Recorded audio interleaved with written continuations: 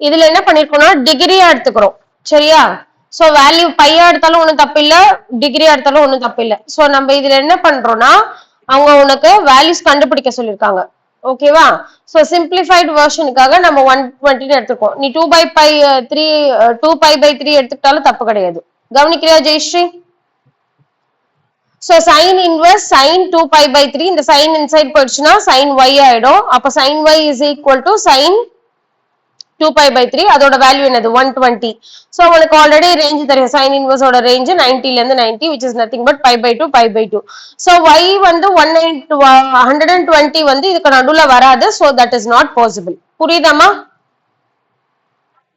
So அதனால நம்ம என்ன பண்றோம்னா 180 minus 16 எடுத்துக்கிறோம். So as per the formula 180 minus 16 நாலும் ஒண்ணுதான், 120 நாலும் ஒண்ணுதான். கரெக்டா? சோ அதனால இப்போ theta minus 180 minus theta is nothing but sin theta. அப்ப sin 60 degree. sin 60 degree நம்ம பையா மாத்தணும்னா என்ன பண்ணணும்?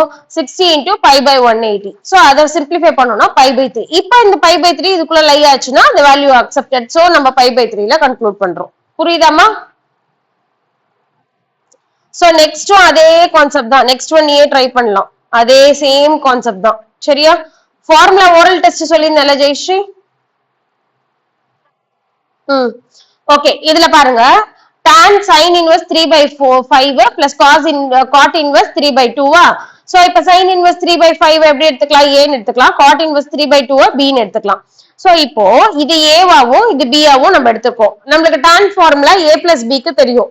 So tan a plus tan b by 1 minus tan a into tan b.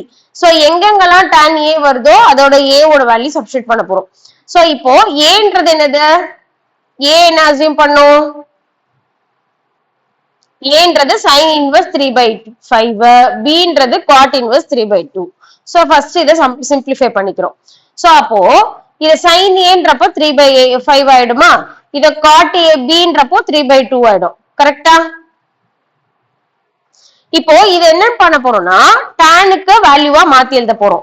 அப்போ இத டைரக்டா sin a ல இருந்து நம்ம டானுக்கு மாத்த முடியாது. sin by cos நம்மளுக்கு இருந்தாதான் மாத்த முடியும். சோ sin ஓட வேல்யூ இருக்கு, நம்ம cos ஓட வேல்யூ எடுத்துக்கிறோம்.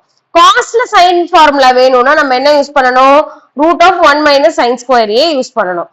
அப்போ இங்க sin square a ஓட ஃபார்முலா என்னது? sin a தான் நம்மளுக்கு தெரியும். sin squareன்றனால கொடுத்திருக்க வேல்யூ 3 by 5 ஹோல் ஸ்கொயர் பண்ணி LCM எடுத்தோம்னா நம்மளுக்கு 16 by 25 கிடைக்கும். சோ அது சிம்பிளிஃபை பண்ணோம்னா 4 by 5. புரிஞ்சுதாமா?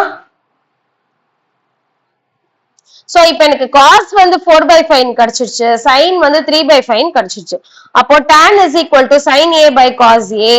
அப்போ sin a ஓட வேல்யூ 3 by 5, cos a ஓட வேல்யூ 4 by 5. சோ இது ரெசிப்ரோக்கல் எடுத்தோம்னா 3 by 5 into 5 by 4 3 by 4 5 cancel ஆயிட்டு. புரிஞ்சுதாடா? So இப்போ b is equal to cot inverse 3 by 5. அப்போ cot b is equal to 3 by 5. இப்போ ஈஸியா நம்மளுக்கு tan வேல்யூ வேணும்னா நம்ம என்ன பண்ணணும்? 1 by cot b ன்னு எழுதிட்டோம்னா நமக்கு tan வேல்யூ கிடைச்சிரும். சோ ரெசிப்ரோக்கல் பண்ணோம்னா வேல்யூ கிடைச்சிச்சு. இப்போ tan a கிடைச்சிச்சு, tan b கிடைச்சிச்சு. as usual நம்ம என்ன பண்றோம்? ஃபார்முலால சப்ஸ்டிட்யூட் பண்ண போறோம். ஃபார்முலால சப்ஸ்டிட்யூட் பண்ணோம்னா நமக்கு என்ன கிடைக்கும்? tan a ஓட value 3 by 4 plus 2 by 3. So 1 minus 3 by 4 into 2 by 3. So இது என்ன பண்றோம்? LCM எடுத்து சால்வ் பண்றோம். சோ இங்க என்ன பண்றோம்? ஃபர்ஸ்ட் 3 கேன்சல் பண்ணிட்டு அதுக்கப்புறம் LCM எடுத்து இதை சால்வ் பண்ணோம்னா ஆன்சர் கிடைச்சிரும். சரியா? சால்விங்லாம் பண்ணிடுவேல? இது வரைக்கும் ஃபர்ஸ்ட் முடிங்க.